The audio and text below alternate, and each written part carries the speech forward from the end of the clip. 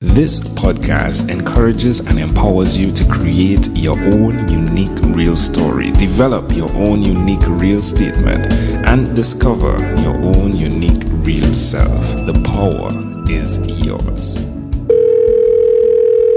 Good night, Ling Ling Tai. How are you doing on this wonderful, beautiful night? I'm doing well, thank you, Angel. How about yourself? I'm excellent. I'm excited to speak with you all the way in Singapore. Oh, yeah, so am I. Wow. So, how is it? Is it day or is it night there right now? Oh, it's in the morning. It's 10 a.m. here in Singapore. Okay, all right. What does your morning routine look like? Did you run, exercise, or just got up? Well, I was meaning to run, but I got up a little bit late and I was getting ready for your call. Oh, that's wonderful. Well, do tell us which of your talents is responsible for us connecting at this specific time in history. Well, I think you have reached out to me on LinkedIn, and it's because I am the podcast host for a show called Leaders of Learning. And this is where I interview entrepreneurs, academics, experts in the field of learning and development. And I especially talk about learning in the 21st century. So in this interview, we look at the different trends, the technologies, methodologies, and insights on how we can improve individual, professional, and organizations' ability to learn. All right. There's not even a bit of accent in the mix of your tongue. How long have you lived in Singapore? I've been in Singapore for about 6 years now. Prior to this, I was living in the UK for 4 years. And growing up, I lived in Canada, Australia, and I relocated to the States for a bit. So I've traveled around the world. That's why your accent isn't there, right? Wow. It's a nice combination. You're expecting a Singaporean accent, eh? Well, I mean, you said there you gave me the Canadian with the A. That's amazing. Yeah. Wow. Love it. I'm originally from Malaysia. All right. So I was born there. And growing up, I lived in many different places. So now I'm based in Singapore. That's wonderful. So you've been to many, many countries. Where did that come from? That adventurer? Who did you get that from? My parents. Most of the moving around growing up wasn't by choice. It was because family had to move for different reasons. Why would you continue to be that person who is willing and bold enough to be an adventurer? Willing and bold. You know, if you've lived somewhere else apart from where you grew up, you can see more, you can experience more, your mind will be a lot more open. And I believe if you see people living in different kinds of life that is different from yours, I find, for me, I become a lot more compassionate. I become less judgmental.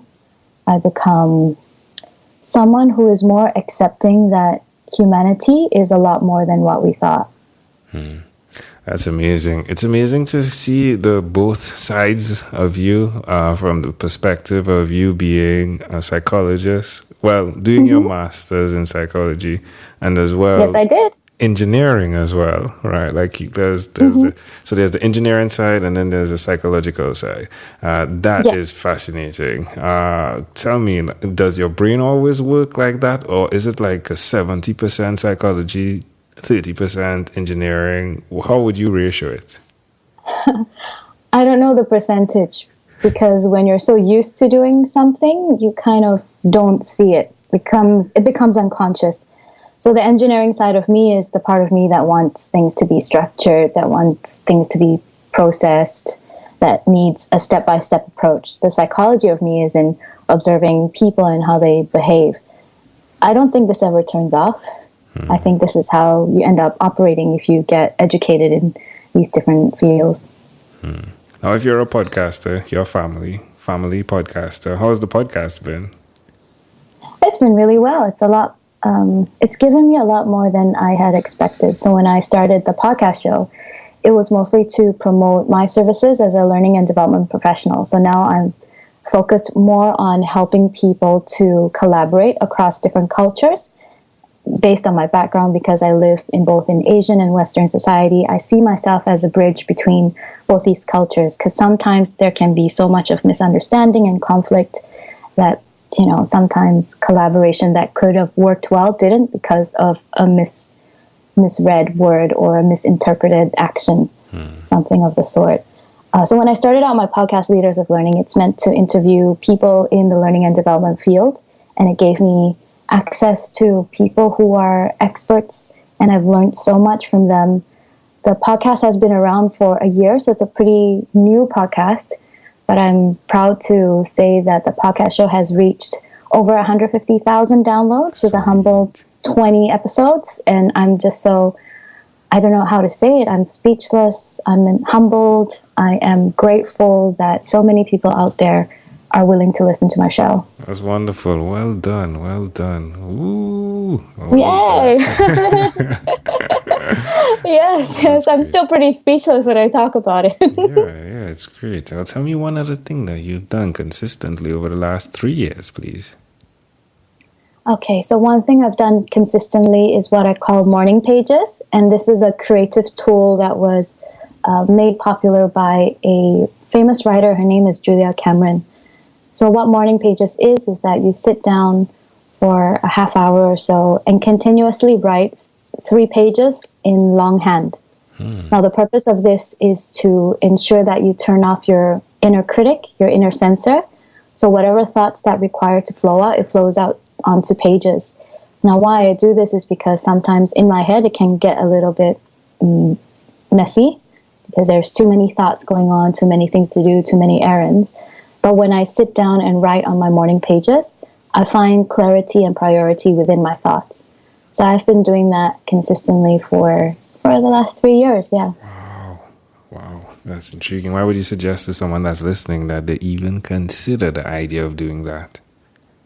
Well, do it if you want to find clarity within yourself. So if you feel that your life has lost its purpose, lost its direction, and you want to find within yourself what is it that you're truly here for in life, what is your calling, what is your purpose, and not have it based on what everyone else says. Do the morning pages. It doesn't come overnight, this clarity, but it's working through what's in your own thought process and become more aware and reflective of what matters to you most. Amazing audience. Again, you're hearing it live from Ling Ling. You can check out her podcast, Leaders of Learning with Ling Ling. She loves the double L. It's a play on the words. I love it. All right, Ling Ling, let's switch gears for a moment now. Let me invite you into my time machine that is surrounded with beautiful, warm, blue Caribbean water. Ling Ling, what is your earliest childhood memory? The earliest childhood memory that I have was in kindergarten, and I think that was about 5 years old. So I was in kindergarten in Malaysia, and my father, he's a professor at a local university, and this university had a kindergarten. So a group of theater graduates wanted children to be part of their stage play. So the stage play is The King and I, which is a story about the King of Thailand and how he hired an English teacher to teach his family. So I was one of the children of the King and I in that particular stage play. And that memory stood out most for me because it was just fun. We had fun trying out costumes. We had fun pretending to be kids of the Thai royal family. And what stood out for me is that out of all the children, I had a scripted line. So I had a solo moment on stage where I went to my father's bed and he was dying. So this was the scene where the King of Siam was dying on his deathbed, and I was one of the child that went up to him and spoke to him before he passed away. And why this also stood out for me is that as we grew up, we become more afraid of speaking in front of a large audience. Whereas if I think about it, as a kid, I had no fear at all because all I thought of was how fun it was to wear all these funky costumes and we have lots of food to eat. Do you remember around what the lines were like, what you had to say to the king, even if you're paraphrasing now? No, I can't really remember. Okay. Something along the lines of, oh, I'm going to miss you, I think. How do you see that memory connecting to who you are today? To who I am today, I see it as, in a way, that I have to speak up to. I have to no longer be afraid of how people see me and how people judge me. That if I have an opinion, I have a voice, I have to stand up and speak out. Because I had that strength when I was younger, but somehow as we grow up, society have expectations on us, that voice tends to be buried under all that fear of being judged.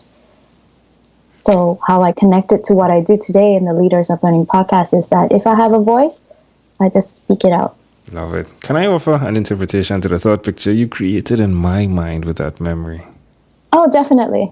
I love the concept of what launched you into your braveness and your courage. And I think it's something that you're doing right now. And I'm not sure if you even realized it, but it's helping others. By helping others, which was the students, you helped them, they needed someone to step in, right? And in doing that, you were brave. Now you're doing Leaders of Learning. Again, you're facilitating a conversation by helping others again. And your voice again is coming through. So I would suggest, very delicately, I'm saying, it's really amazing to see how that's happening, right? Where when you set out to help others, how much you are strengthened by doing that.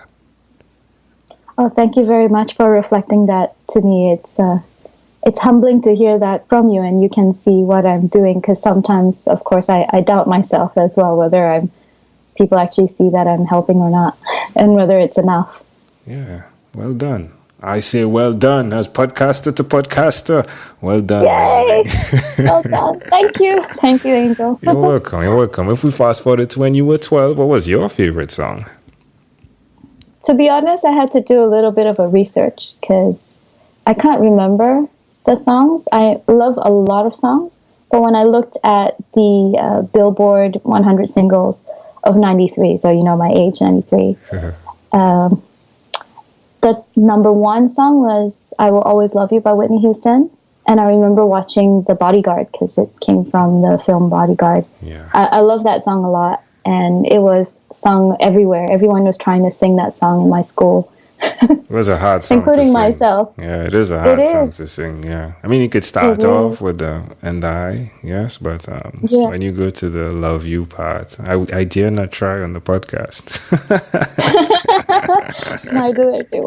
I don't dare to try either, but it was just fun trying it out. That's great. That's great. Well, Ling Ling, we've arrived at our destination. But before we get off of this time machine, there's a small declaration form. So it's yes or no. We're going to move pretty quickly here. Are you ready? I'm ready. Ling Ling, have you chosen someone to pass on your skills to? No, not yet. Are you married? No. Do you have children? No. Do you believe in God? I don't know. Do you have an inner circle of friends? Yes, I do. Do you watch TV for more than 3 hours a day? No, I don't have time. All right. How about 3 hours a week? No, I don't even watch 3 hours a week. Wow. Maybe 3 hours every 2 weeks or 3 weeks. All right. What about screen time, the phone and the computer? Is it more than 8 or less than 8 hours a day? Oh, definitely more than 8 because I work all the time. Ling Ling, if you had to share with us your own unique real statement, a statement that represents who you are, what would you say that is?